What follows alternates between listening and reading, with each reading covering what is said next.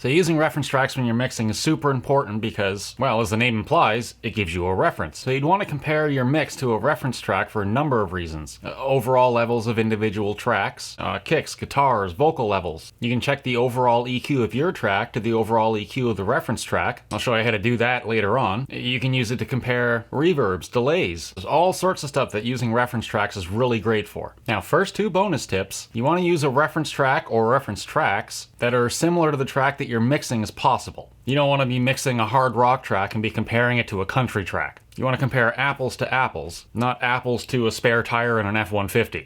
Second bonus tip, you have to take whatever reference track you're using with a bit of a grain of salt. You're taking a track that's still in the mixing stage and comparing it to a professionally mixed, mastered, and finished track. So you have to kind of keep that in mind when you're using reference tracks and use it as a guide, as a reference, not like a be-all, end-all.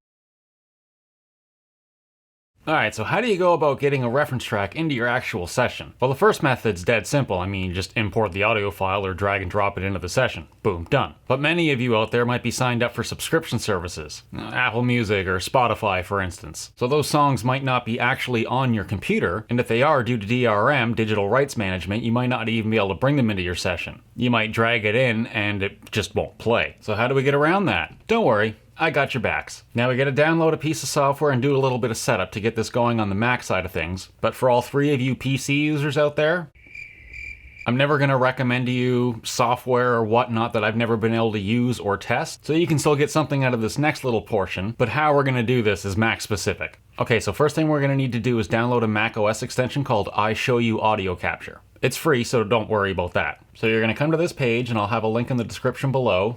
Download and run the installer. Okay, the next thing we need to do is open up Audio MIDI Setup on your Mac, and we're going to create a new aggregate device. Alright, so here we are, and you can see that I've already got mine set up. So the way you do this is you come down here, click the little plus button, and select Create New Aggregate Device. Now you're going to get a list here of everything that your computer has to offer. So very important, you want to select your main device first, and then you want to select the iShowU Audio Capture. And as you see here, for your inputs, in my case, inputs 19 and 20, this is the iShowU Audio Capture. Alright, so now that we're done in there, what you want to do is open up System Preferences and you want to go to the Sound panel. And under Output, you want to make sure that your output device is the iShowU Audio Capture device. Now the reason you want to select this instead of the aggregate device that we just created is because your entire system is only going to send out to the main left and right. Whereas when we created the device, our aggregate device, iShowU Audio Capture is tracks 19 and 20 in my specific case. So the computer will never send output to tracks 19 and 20. So that's why in here, we need to select iShowU Audio Capture. Now with that done, open up Logic, Pro Tools, whatever it is that you're using, and you want to make sure that your input device is the new aggregate device that we created. You can use your regular device for the audio output, that's not important. So I've already got a reference feed set up here in Logic. As you can see, it's using inputs 19 and 20, and this is where my reference track will feed in through. So if I hit play from iTunes, this is the audio feed that's coming from iTunes.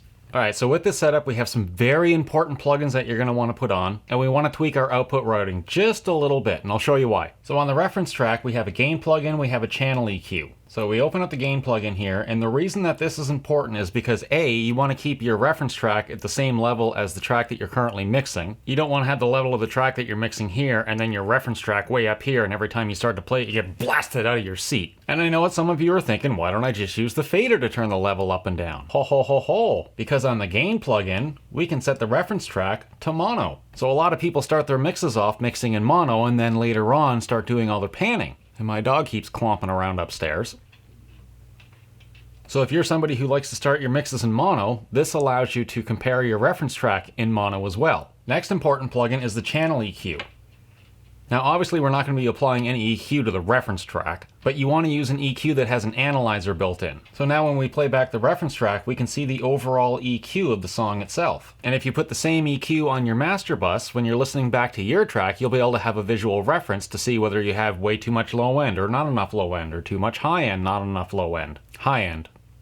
Yeah, so here's another bonus tip. A lot of people like to have compressors, EQs, and such on their master bus, and they'll mix into them as they're mixing. But you don't want these to affect your reference track, because otherwise your reference track isn't a reference track anymore, because it's going to be affected by whatever you have on your master bus. So you can see here our reference track is just going to the stereo bus, which is coming out over here. So what I like to do is take all of my buses You can see they're going out to bus 11, which is right here, and basically you would use this as your master bus. That way you can still mix into EQs and compressors as you normally would, but it's not going to affect your reference track. And this bus itself is still going to feed into the main output bus. So another super important thing, if you're somebody who has Waves NX or the new Abbey Road Studio 3, or you're using SonarWorks for your headphones if you happen to be mixing on headphones, you'd want to put that plugin on the master bus. That way when it's on, you're hearing the track that you're working on and the reference track in the same virtual space. Ha ha ha ha ha. So now once you're done with your mix, you can either take all the effects that are on that temporary master bus and drag them over to the normal master bus, or you can just leave them on the temporary bus. I mean, it doesn't matter. The effects are going to be applied to your track anyway. But always remember, if you're using like Waves NX or SonarWorks, anything like that, just remember to turn those off before you bounce tracks out.